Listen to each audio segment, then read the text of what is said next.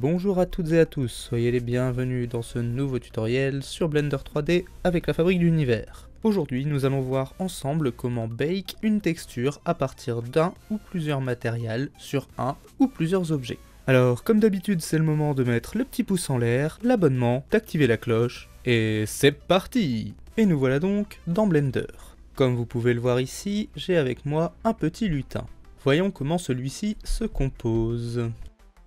Alors si je clique dessus, il y a son corps, il y a ici sa queue, on a également ses dents en haut et en bas, sa langue et ses yeux qui sont séparés. Et on a encore ses sourcils ici en haut. Si on regarde sur son corps, il porte plusieurs matériels.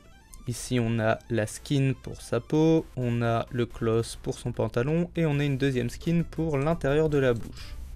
On a également d'autres matériels sur les dents, on retrouve encore un autre matériel sur la langue. L'idée ça va être de n'avoir plus qu'un seul matériel pour tous ces éléments, hormis les yeux que je traite différemment. Ici c'est pour l'exporter dans un logiciel de jeu vidéo, en l'occurrence Unity. On va aller voir ensemble comment se comportent un peu nos matériels. Donc, je vais sélectionner le body, alors je vais le remettre en typose d'abord, histoire d'avoir une meilleure lisibilité. Je vais me rendre en shading, voilà, ici on voit la skin. On voit qu'on a un arbre de shader, pareil pour le cloth, etc., etc. Si vous ne savez pas concevoir d'arbre de shader, j'en profite pour vous renvoyer à ces tutos sur notre chaîne qui vous permettront d'apprendre à les concevoir. Alors, quel est l'intérêt d'avoir une map, un seul matériel, ici dans Blender? Comme vous le voyez donc dans l'arbre de shader, on a plusieurs calculs qui vont s'opérer pour créer notre texture. Ici on a un calcul sur la normale et un calcul sur la base color. Et il se trouve que si avoir des textures procédurales s'avère parfois très utile, et bien plus il y a de calculs dans l'arbre de shader et plus le calcul est lourd et donc plus le rendu est long. Il est plus intéressant en termes de calcul d'avoir un matériel qui contiendra deux images plutôt que d'avoir une dizaine de matériels avec plein de shaders dessus qui seront calculés. Et puis, comme je vous le disais précédemment, exporter des maps vous permettra de travailler vos personnages dans des logiciels notamment de jeux vidéo. Et comme sur tous mes matériels j'ai des bases color et des normales, je vais donc exporter ces deux maps uniquement. Alors la première étape va être de faire un dépliage UV. Pour ça, on va aller en UV Editing, je vais sélectionner les objets que je veux unwrap. Et une fois qu'on s'est bien assuré d'avoir tout sélectionné, on va passer en mode Edit. Ici on va sélectionner l'intégralité des faces et on va faire un unwrapping. Alors pour ça, il vaut mieux avoir fait un dépliage UV du modèle. Si vous ne savez pas comment faire, je vous renvoie à ce tutoriel qui vous montrera d'une manière très simple.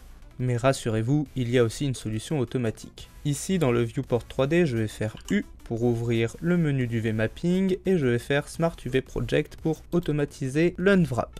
Ici je vais pas toucher au réglage et je vais faire unwrap.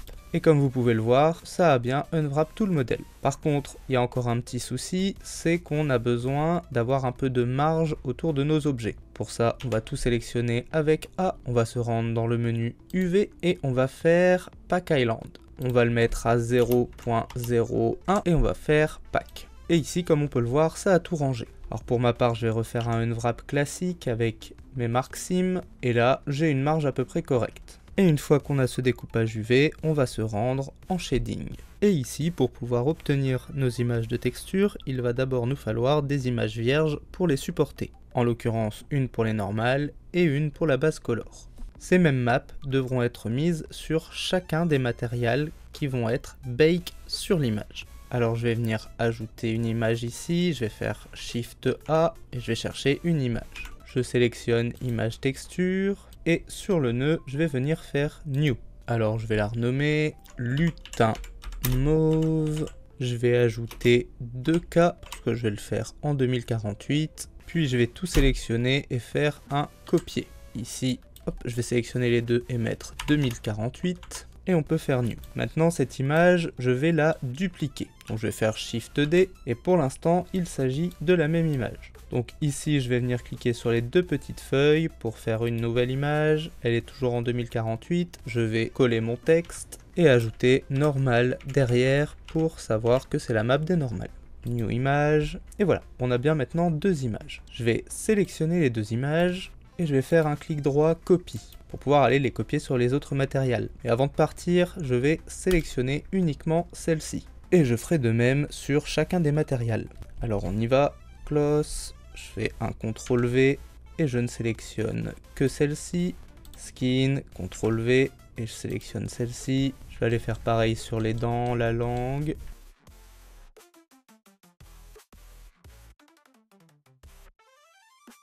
Et une fois qu'on est sûr d'avoir bien sélectionné tous les objets et que sur chacun des matériels on a bien sélectionné pour le moment la première image, on va pouvoir aller bake cette texture. Pour ça on va se rendre dans le menu render, on va devoir passer en cycle parce que en Eevee ça ne fonctionne pas. Et ensuite on va simplement descendre dans le menu pour aller chercher bake. Ici on va régler le type sur diffuse pour obtenir la color. J'enlève la contribution directe et indirecte en les décochant et à partir de là je vais pouvoir faire un bake. Alors ça peut prendre un peu de temps mais comme on le voit ici sur le côté, l'image se construit au fur et à mesure. Vous pouvez voir le temps restant estimé en laissant votre curseur de souris sur la barre de chargement. Rassurez-vous, il est faux, ça va beaucoup plus vite. Et donc voilà, là ça a mis environ 4 minutes 30, j'ai coupé un peu dans la vidéo pour gagner du temps, mais comme vous le voyez, on a bien notre image ici. Alors, si je clique sur les trois petits traits ici en haut, je vais pouvoir aller sur Image et je vais pouvoir faire un save de mon image. Et ici, elle est déjà titrée puisqu'elle est nommée dans Blender, et je vais simplement la sauvegarder. Et maintenant, on va réitérer l'opération de sélection de la map de normal, cette fois sur tous les matériels. Une fois que c'est fait, je vais passer ici en vue solide pour alléger un peu la ressource 3D de mon ordinateur et je vais retourner faire un bake des normales. Je vais donc régler le bake type sur normal et je ne vais pas toucher au réglage, je vais lancer mon bake. Voilà, cette fois ça aura mis environ 3 minutes et de même je vais la sauvegarder. Maintenant je vais repasser en mode Eevee, comme ça ce sera plus léger et on va voir ce que ça donne. Si je viens supprimer les différents matériels ici, ainsi que sur les dents, la langue, ici sur les sourcils également, et je vais resélectionner le corps en principal, je vais faire ici copie matériel to selected, et donc pour l'instant c'est mon shader de peau qui est là, je vais venir le supprimer, je vais garder le nœud principal BSDF, et je vais venir y connecter mes maps. Donc la base color sur la color, et la normale sur la normale, et je vais également mettre entre les deux un bump que je vais régler sur 8. Et voilà, vous pouvez également sortir d'autres types de maps. Si on vient voir ici, je repasse en cycle. Comme vous pouvez le voir dans le bake type, on va pouvoir sortir tout un tas de types de maps différents. Et voilà pour notre exploration des normal maps dans Blender. Si vous avez des questions ou des suggestions, n'hésitez pas à vous servir de la section commentaires, elle est là pour ça. J'espère que cette vidéo vous aura été utile, si c'est le cas n'oubliez pas de la liker, de vous abonner et d'activer la cloche, voire de nous soutenir sur Tipeee si vous le pouvez, le lien est dans la description. Quant à moi je vous dis à la semaine prochaine pour un nouveau tuto sur la fabrique d'univers. La fabrique d'univers où les rêves prennent vie. Avec chaque tutoriel, elle nous éblouit. Des mondes en 3D, des créations infinies. Sur sa chaîne YouTube, la magie s'épanouit.